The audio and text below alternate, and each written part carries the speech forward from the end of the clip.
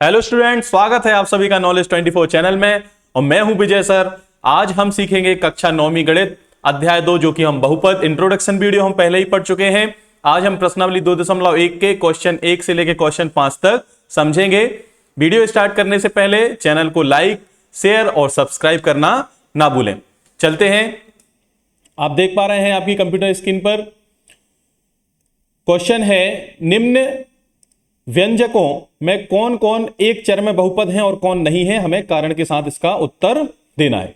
चलिए, पहली चीज तो मैं बता दूं, बीजीय व्यंजक कौन होते थे, जहां चर अचर कांस्टेंट और वेरिएबल मैथमेटिकली ऑपरेशंस के साथ प्लस माइनस मल्टीप्लिकेशन इनके साथ लिखे हुए होते थे, तो उसको हमने क्लास 8 में पढ़ा था कि वो बीजीय व्यंजक मतलब कि मैथमेटिकल एल्जेब्रिक एक्सप्रेशंस कहलाते थे। वहीं हमने एक चीज पढ़ी थी, यदि वो बहुपद है तो बहुपद में घात क्या होनी चाहिए, बहुपद में घात होनी चाहिए पूर्ण संख्या, मतलब कि शून्य से लेके अनंत तक की ऐसी कोई घातें हैं, पूर्ण संख्याएं हैं, तो वह बहुपद कहलाएगा। तो आप यहां हमें क्या बोला गया है, पहली चीज बोला गया है एक चर में। एक चर मतलब कोई भी एक चर हो, चर मतलब कि वेरिएबल्स हो, एक चर में हमें बहुपद बताना है। तो एक चर मतलब कि कोई एक वेरिएबल हो, एक्स वाई जेड अल्फाबेट्स कोई भी।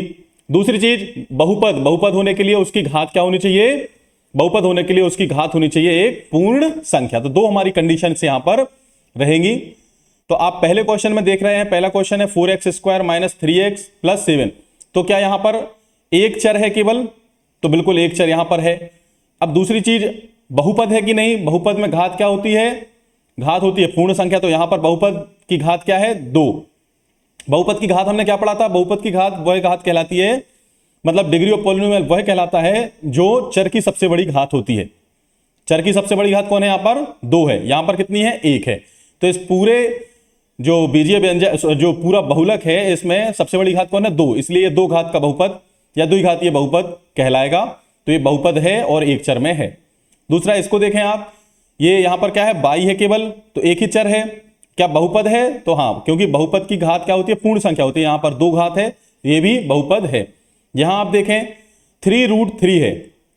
थर्ड क्वेश्चन में क्या है, 3√3 है।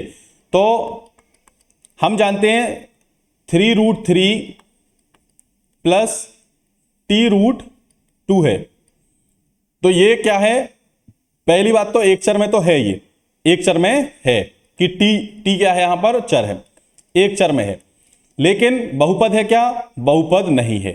क्यों नहीं है बहुपद, उसका कारण भी दे सकते हैं। बहुपद क्यों नहीं है, कारण रहेगा उसका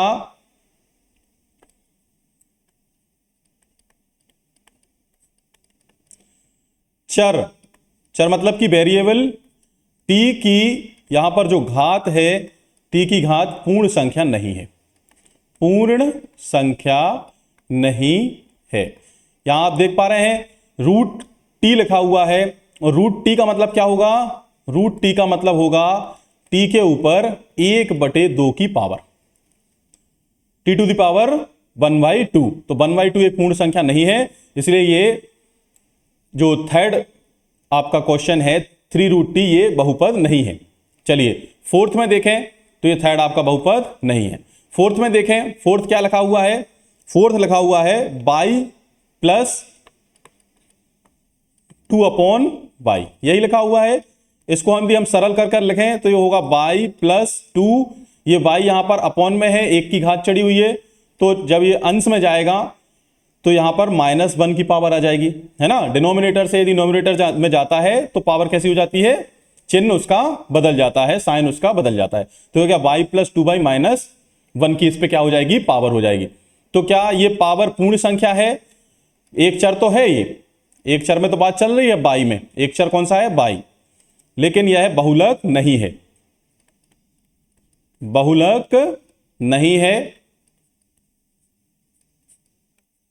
बहुलक नहीं है। क्यों नहीं है, क्योंकि बाई की घात ऋण 1 पूर्ण संख्या नहीं है।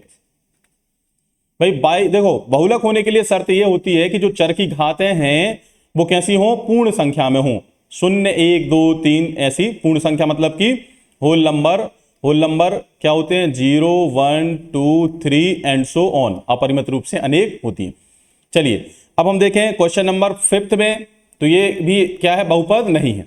अब ये देखिए, ये क्या लिखा हुआ है? x के ऊपर 10 की पावर है, प्लस y के ऊपर 3 की पावर है, प्लस t के ऊपर 50 की पावर है, 50 की पावर है।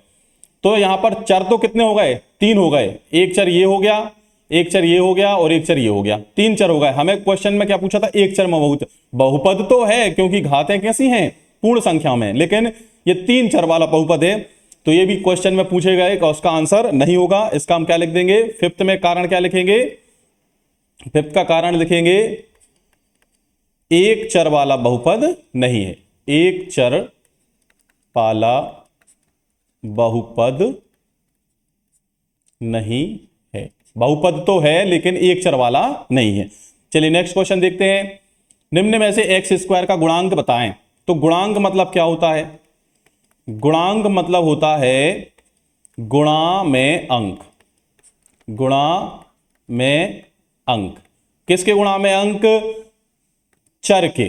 किसके गुणा में अंक? चर के। चर के गुणा में अंक। तो पहला क्वेश्चन लिखा है, पहले क्वेश्चन में एक्स स्क्वायर, पहला क्वेश्चन लिखा है 2 + x² + x।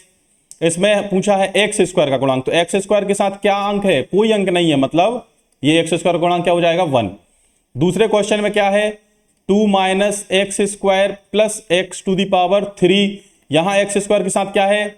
कुछ नहीं है, लेकिन ऋणात्मक है तो ऋण का 1 आ जाएगा। यदि कोई संख्या उसके साथ आपको नहीं दिख रही है, मतलब उसका 1 का मल्टीप्लाई हो रहा है, लेकिन हमें चिन्ह सहित ये लेना है, विथ साइन लेना है। तो यहां माइनस है तो -1 हो जाएगा। थर्ड क्वेश्चन में आप देख रहे हैं π/2 x² + x है, तो यहां एक्स स्क्वायर के साथ गुणा में क्या लिखा है? π/2, तो ये इसका उत्तर क्या हो जाएगा? π/2। फोर्थ में क्या लिखा हुआ है? √2x - 1। तो इसमें एक्स स्क्वायर का कोई पद है क्या? एक्स स्क्वायर कहीं आपको दिख रहा है? नहीं दिख रहा है, तो उसका गुणांक क्या हो जाएगा? 0 हो जाएगा। कारण क्या है? देखिए, कोई भी पद ना होने का कारण एक ही होता है। जैसे मैंने यहां पर लिखा है इसको 0 और गुणा में हो रहा है x², ठीक है ना? फिर आपका लिखा होगा √2x - 1। तो ये 0 के कारण ही ये जो पद है, ये जो टर्म है, वो क्या बन गया होगा? 0। इसलिए कोई चर की घात आपको यदि नहीं दी है और उसका गुणांक पूछ लिया जाता है, तो वो हमेशा क्या आएगा? 0 आएगा, क्योंकि 0 ही एक ऐसी संख्या है जो किसी के साथ गुणा होकर उसको क्या बना देती है? 0 बना देती है। चलिए नेक्स्ट देखें। 35 घात का और 100 घात, 35 घात का द्विपद। द्विपद मतलब जिसमें कितने पद हो? 2। तो हम लिखें 35 घात का द्विपद। उदाहरण देना है, बहुत सारे अनेकों उदाहरण हो सकते हैं। तो मैं द्विपद बनाना है, तो द्विपद के लिए 35 घात होनी चाहिए। तो x के ऊपर मैंने क्या लिख दिया? 35 की घात। और द्विपद है तो मैंने एक पद और लिख दिया, मान के चलिए 3 लिख दिया। इसका भी आपको कोई गुणांक लिखना है तो आप चाहें तो इसका गुणांक लिख सकते हैं। 2x⁵ + 3 ये क्या हो गया? 35 घात का द्विपद हो गया। आप चाहें तो और भी लिख सकते हैं। मैं लिख देता हूं 4t⁵ + t⁵4। ये भी आंसर है, क्योंकि घात कौन सी कहलाती है बहुपद की? जो सबसे बड़ी हो। तो हमें तो केवल इसको देखना है, दूसरे को हमें देखना ही नहीं है। जो सबसे बड़ा हो वो देखना है। हाँ, इससे बड़ी घात नहीं लेंगे हम। यदि 35 से बड़ी आप घात ले लेंगे तो फिर वो वही घात बहुपद की घात कहलाएगी। तो सबसे बड़ी घात कौन होगी? 35 होगी।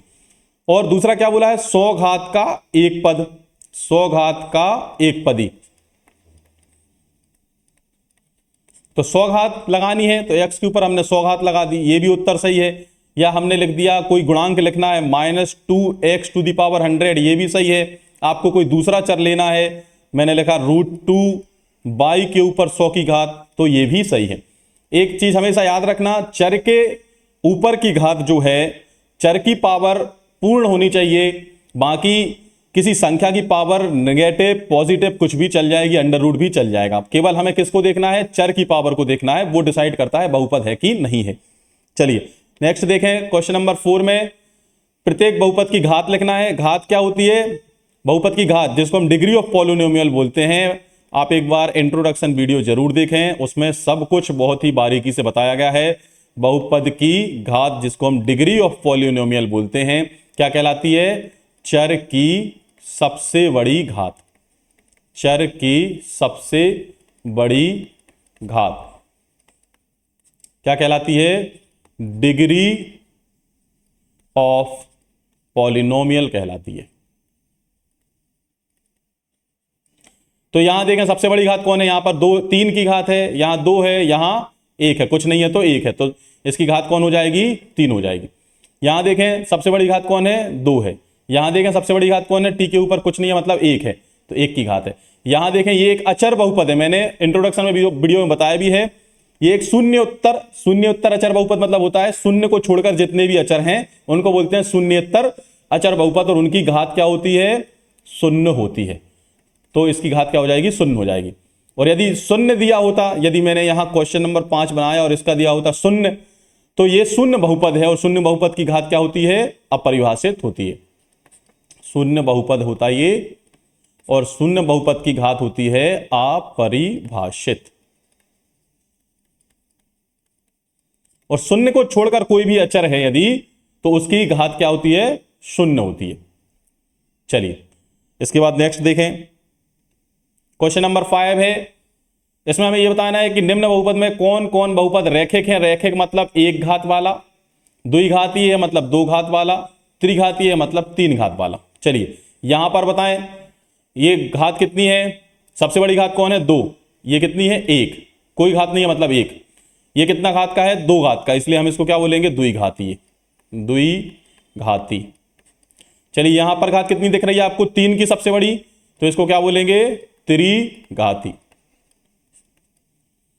द्विघाती को इंग्लिश में क्या बोलते हैं?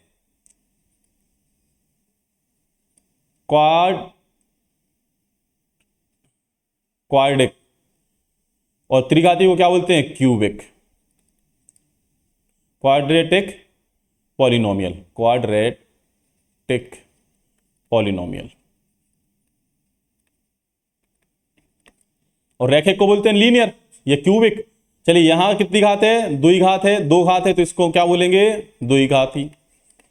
यहां कितने की घात है? एक की। एक को क्या बोलते हैं? रैखिक। एक को क्या बोलते हैं? रैखिक। इंग्लिश में बोलेंगे लीनियर, क्योंकि ये लाइन ड्रॉ होती है इससे। क्या ड्रॉ होती है? एक सीधी रेखा ड्रॉ होती है, इसलिए इसको रैखिक बोलते हैं। यहां पे भी घात कितने की है? एक की। कोई घात नहीं है मतलब एक की घात है, तो इसको भी क्या बोलेंगे? रैखिक। ये कितने की घात है? दो की, तो इसको क्या बोलेंगे? द्विघात। यहां कितने की घात है? तीन की, इसलिए यहां क्या बोलेंगे? त्रिघात। तो समझ पा रहे हैं आप? क्वेश्चन नंबर 5 ही थे इसमें। और एक चीज और आपको बोलूंगा, ये तो बहुत छोटे छोटे सी प्रश्नावलियां हैं, लेकिन यदि आपको बहुत डीप में इस चैप्टर को पढ़ना है तो उसके लिए आप इंट्रोडक्शन वीडियो देखना ना भूलें। Thank you.